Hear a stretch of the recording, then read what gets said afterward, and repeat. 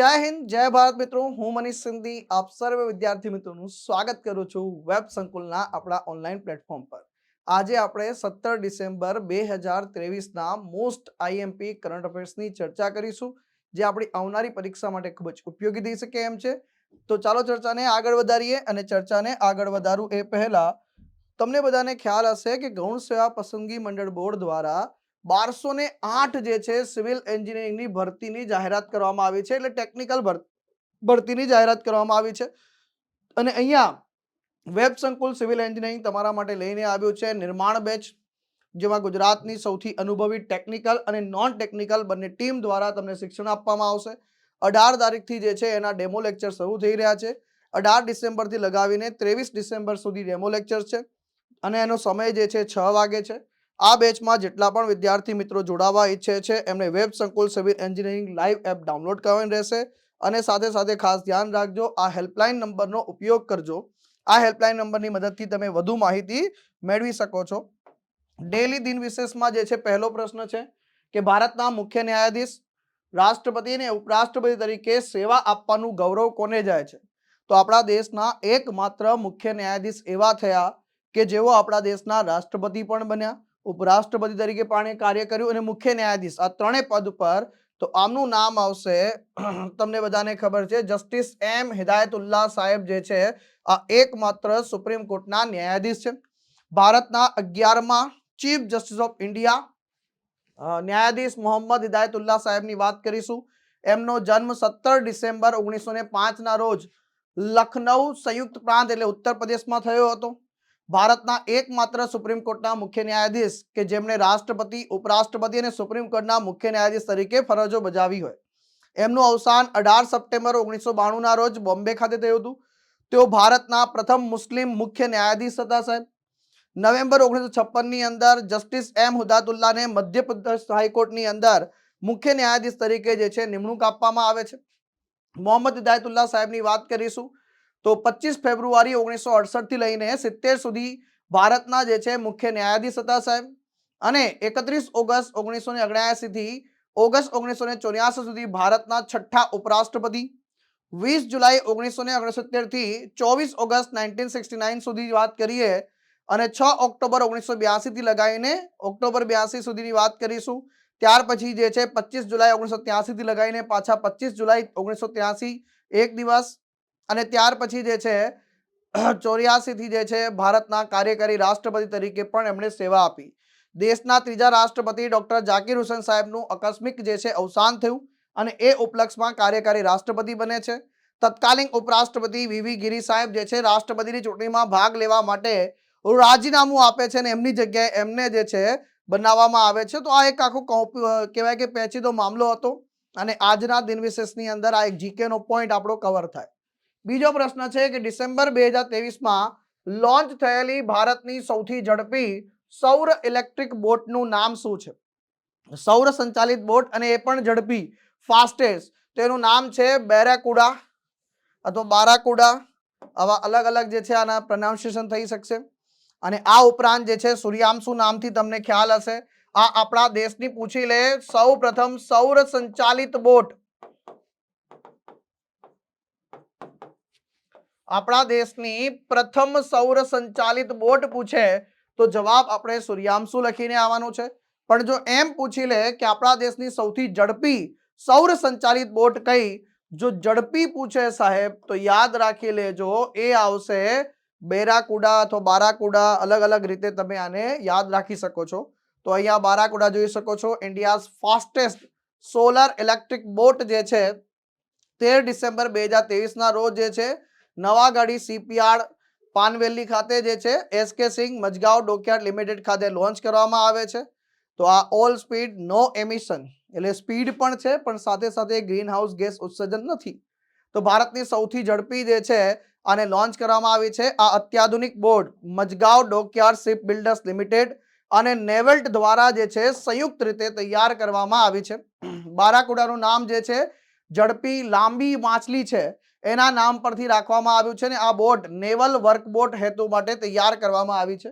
આ ઝડપની વાત છે તો 12.5 જે છે નોટિકલ માઇલની ઝડપે દોડી શકે છે, અને એક વખત ચાર્જ કર્યા પછી એની ક્ષમતા 7 કલાક સુધી ચાલવાની છે.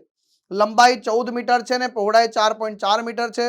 50 કિલોવોટ ઇલેક્ટ્રિક મોટર દ્વારા સંચાલિત છે અને marine grade battery, 6 kilometre solar power જે છે જનરેટરથી સજ્જ પણ છે. આની અંદર 12 મુસાફરોને જે છે સમાવેશ કરી શકાય છે. અવાજ મુક્ત છે, કંપન મુક્ત છે અને પ્રદૂષણ મુક્ત મુસાફરી પ્રદાન કરે છે.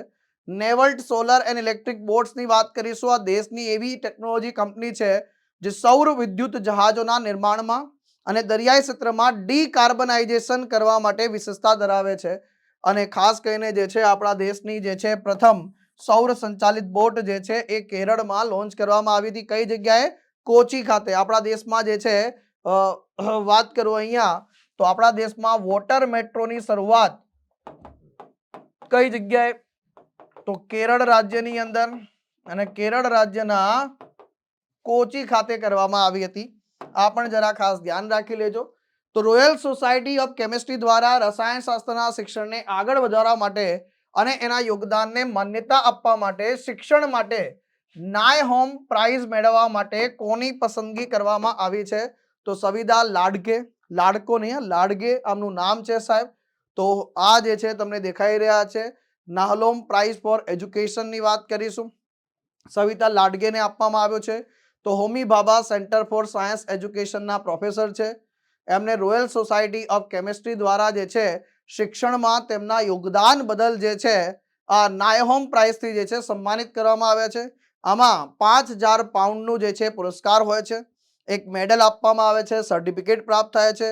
રસાયણશાસ્ત્રમાં શિક્ષણના ભાવિને આકાર આપવા માટે ઉત્કૃષ્ટ મહિલાઓ જે કાર્ય કરી રહી છે એમને આ પુરસ્કારથી સન્માનિત કરવામાં આવે છે. Tata power electric vehicle charging solution લિમિટેડે આખા દેશભરમાં 500થી વધુ ઇલેક્ટ્રિક વ્હીકલ ચાર્જિંગ પોઈન્ટની જે છે સ્થાપના કરી છે. એના માટે કઈ કંપની સાથે મેમોરેન્ડમ ઓફ અન્ડરસ્ટેન્ડિંગ પર હસ્તાક્ષર કર્યા છે, એટલે સમજૂતી પત્ર પર હસ્તાક્ષર કર્યા છે? તો જવાબ આવશે આની અંદર ઇન્ડિયન ઓઇલ કોર્પોરેશન સાથે જે છે આ કરાર કરવામાં આવ્યા છે. તો ટાટા પાવર, આઈઓસી બંને મળીને ટોટલ ચાર્જિંગ સ્ટેશન બનાવવાના છે 500 આખા દેશની અંદર. તો ટાટા પાવર ગ્રુપની કંપની અને અગ્રણી electric vehicle charging solution provider Tata power electric vehicle charging solution લિમિટેડની વાત કરીશું. અને ઇન્ડિયન ઓઇલ કોર્પોરેશન બંને ભેગા થઈને દેશમાં ઇલેક્ટ્રિક વ્હીકલ ચાર્જિંગ પોઈન્ટ જે છે સ્થાપી રહ્યા છે. એના માટે એમઓયુ કરવામાં આવ્યા છે. આ બંનેના સહયોગથી આપણા દેશમાં 500 જે છે જેટલા ઇલેક્ટ્રિક વ્હીકલ ચાર્જિંગ પોઈન્ટ બનાવવામાં આવશે. આ ચાર્જિંગ પોઈન્ટ મોટા મોટા શહેરોમાં જેમાં કે મુંબઈ છે, દિલ્હી છે, બેંગલુરુ છે, કોલકાતા, અમદાવાદ, પુણે, કોચી, આ ઉપર મોટા મોટા એક્સપ્રેસ વે જે છે એ ભાગ ઉપર સ્થાપના કરવામાં આવશે. તો ટાટા પાવર જે છે EZ ચાર્જ એપ નો ફાયદો થશે યુઝર્સને. સાથે સાથે ઇન્ડિયન ઓઇલ ઈ ચાર્જ મોબાઈલ એપના માધ્યમથી જે છે બધી જ માહિતી, જાણકારી વગેરે પ્રાપ્ત થશે. આ ઉપરાંત ઇન્ડિયન ઓઇલના જેટલા પણ પેટ્રોલ પંપ હશે ત્યાં પણ તમને જોવા મળશે. કયા રાજ્યની સરકાર રાજ્યના તમામ જિલ્લાઓમાં પીએમ કોલેજ ઓફ એક્સલન્સની સ્થાપના કરી રહી છે? તો જવાબ આવશે મધ્યપ્રદેશ સરકાર જે છે આવું અદ્ભુત કાર્ય કરી રહી છે.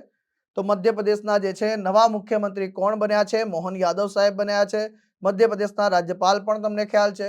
તો મધ્યપ્રદેશ સરકાર રાજ્યના તમામ જિલ્લાઓની અંદર જે છે પ્રધાનમંત્રી કોલેજ ઓફ એક્સલન્સની સ્થાપના કરશે.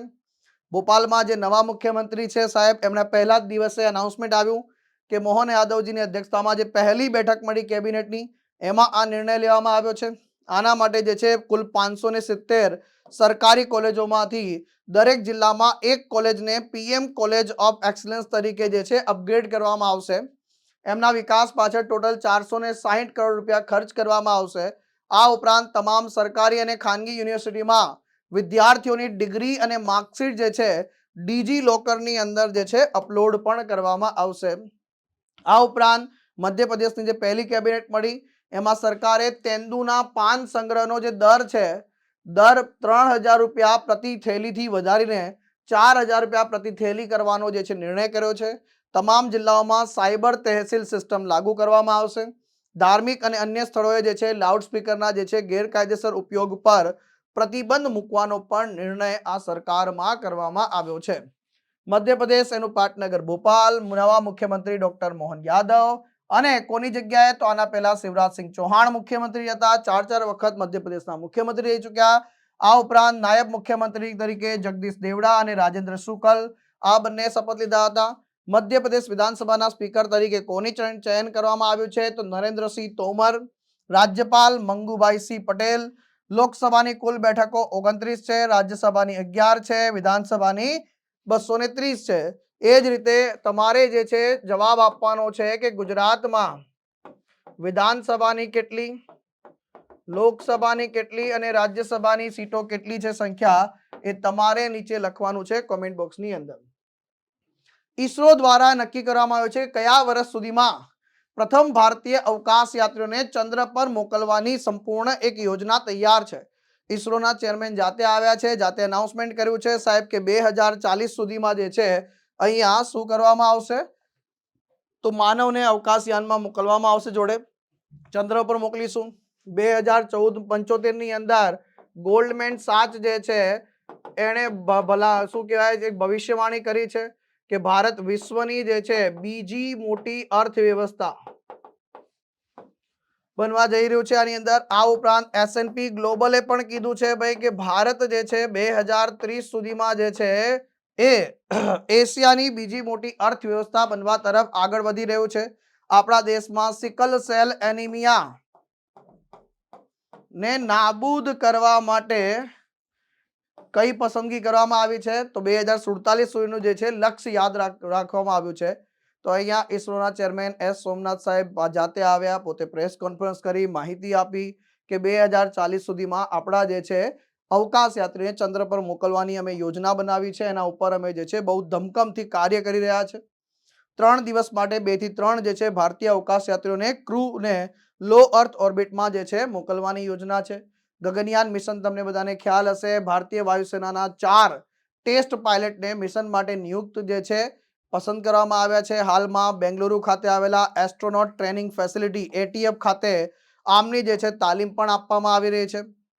પ્રથમ સહમાનવ અવકાશ મિશન ગગનયાનના ટેકનોલોજી વિકાસમાં પણ જે છે ઘણો બધો ચેન્જીસ કરવામાં આવી રહ્યા છે, જેમાંથી એક છે માનવ રેટેડ, માનવોને સુરક્ષિત રીતે પરિવહન કરવા માટે લોન્ચ વ્હીકલ HLVM3 હે ને, અને ક્રૂ મોડલ છે સાહેબ CM, અને સર્વિસ મોડલ એટલે કે SM, લાઈફ સપોર્ટ સિસ્ટમ, આ બધા જે છે ઓર્બિટલ મોડ્યુલ બધાનું જે છે અપગ્રેડ કરવામાં આવી રહ્યું છે.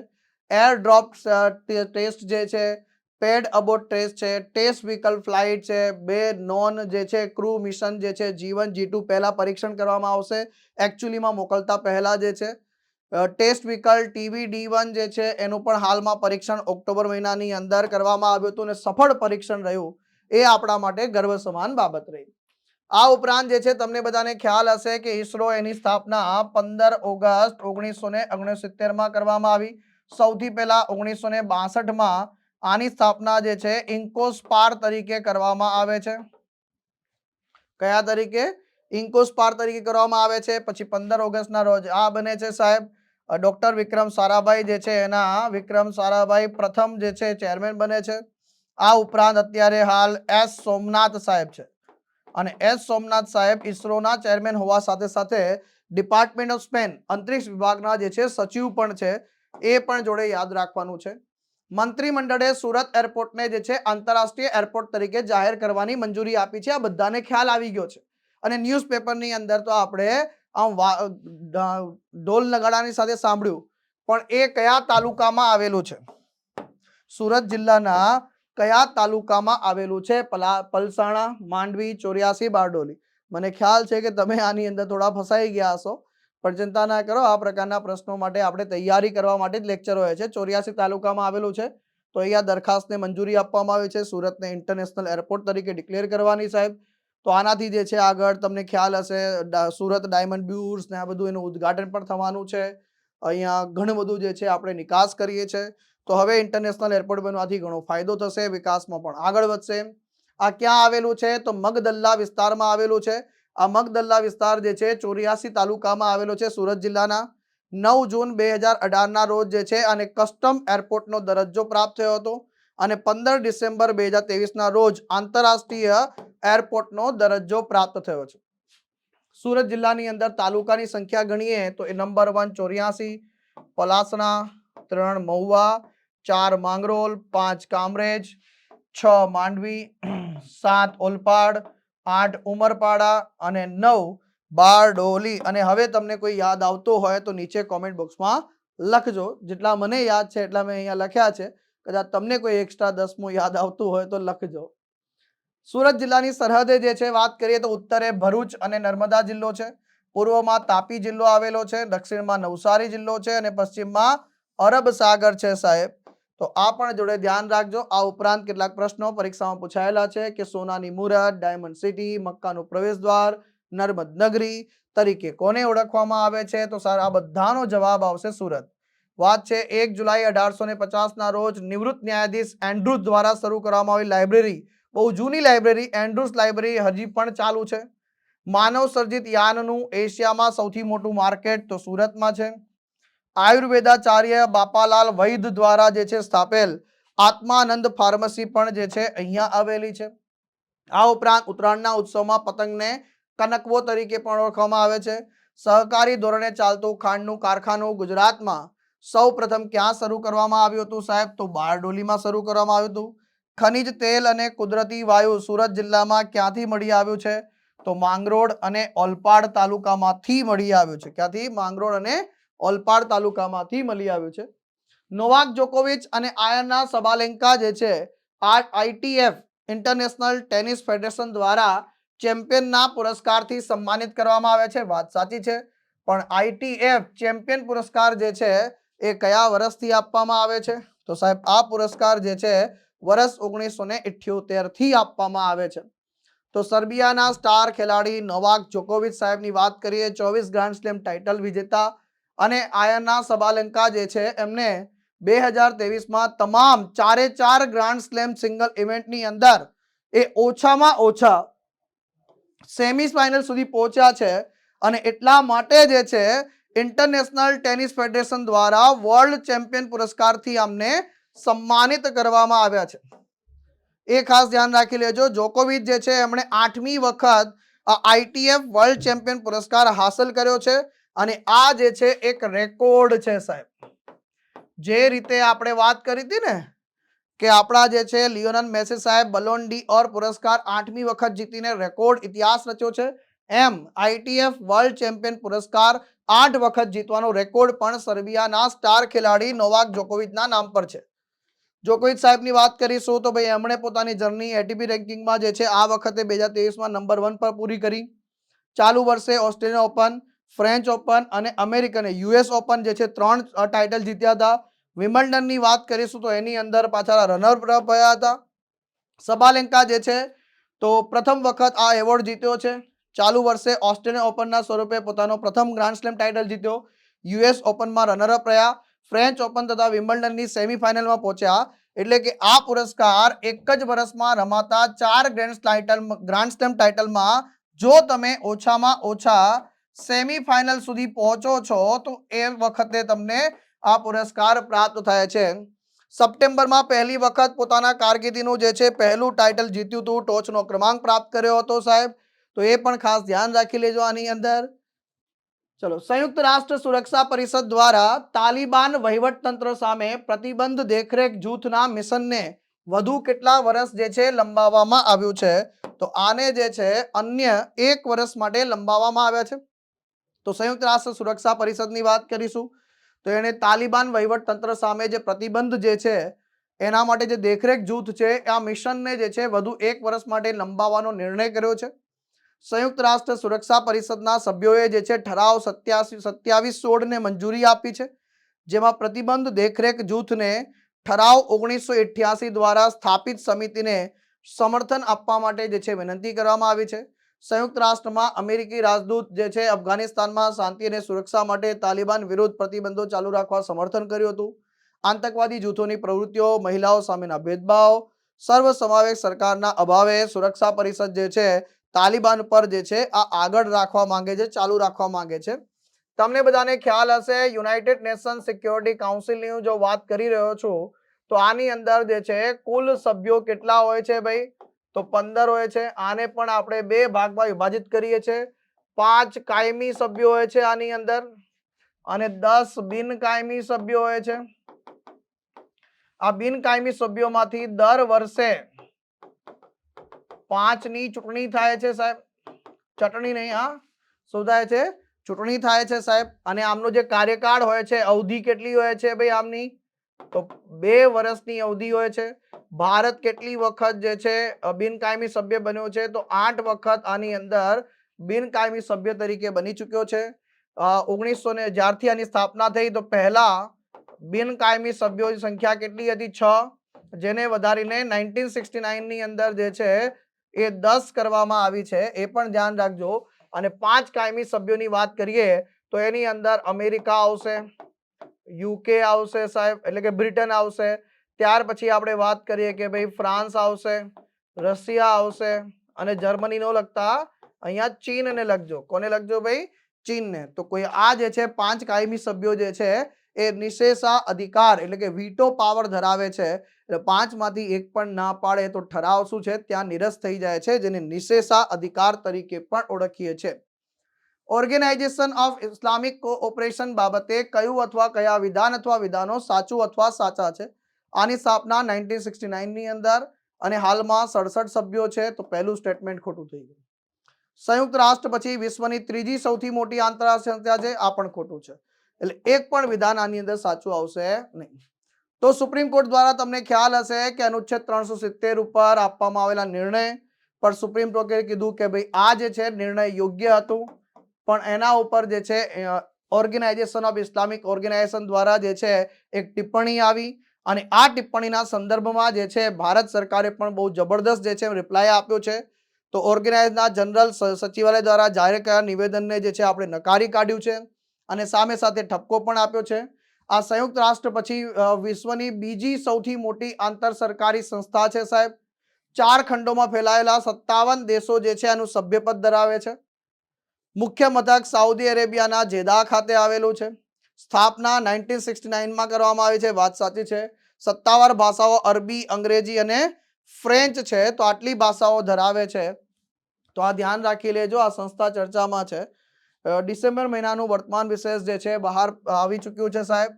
સાથે સાથે જે છે August, September, October, November, December, જો આ 5 મહિનાના કરંટ અફેર્સના મેગેઝિનને જો તમે તમારા ઘરે મંગાવવા ઈચ્છો છો, એક મેગેઝિનની કિંમત 100 રૂપિયા છે, 5 મેગેઝિનની 500, પરંતુ જે છે તમને ડિસ્કાઉન્ટમાં જે છે 400માં મળવાપાત્ર રહેશે. આ ખાસ ધ્યાન રાખી લેજો. websankuल.org આપણી વેબસાઇટ અથવા તો તમે જે છે આપણી એપ્લિકેશનમાં જઈને પણ ઓર્ડર કરી શકો છો. આજે છે 17 ડિસેમ્બર 2023 અને આજના દિવસે જે છે ઓફલાઈન જે છે રાજકોટ ખાતે આવ્યો છું. વેબ સંકુલ રાજકોટ ખાતે આપણો જે છે કરંટ અફેર્સનો મેગા લેક્ચર છે. જેટલા પણ વિદ્યાર્થી મિત્રો આની અંદર હાજર રહેવા ઈચ્છે છે, 9 વાગ્યાથી લેક્ચર શરૂ થઈ રહ્યો છે. તો જેટલા પણ વિદ્યાર્થી મિત્રોએ જે રજીસ્ટ્રેશન કરાવી લીધું હશે તો રજીસ્ટ્રેશન અવશ્યથી જે છે કરંટ અફેર્સના મહાસંગ્રામની અંદર જોડાવજો. અને જે છે સમય થઈ ગયો છે આજના 3 પ્રશ્નોનો કે મિઝોરમના નવા મુખ્યમંત્રી કોણ છે? દ્રૌપદી મુર્મુ દ્વારા કૃષિ મંત્રાલયનો વધારાનો હવાલો કોને આપવામાં આવ્યો છે? જયપુર વેક્સ મ્યુઝિયમમાં જે છે કોનું જે છે સ્ટેચ્યુનું અનાવરણ કરવામાં આવ્યું છે? તો આ બધી બાબતો ખાસ ધ્યાન રાખજો. અને આ હતા આપણા આજના દિવસના મોસ્ટ આઈએમપી કરંટ અફેર્સ. મળીશું આપણે જે છે ફરીથી મંડે વીકલી કરંટ અફેર્સના જે છે આપણા સેશનમાં. ટિલ દેન મને રજા આપો. બાય બાય, ટેક કેર, જય હિન્દ, જય ભારત.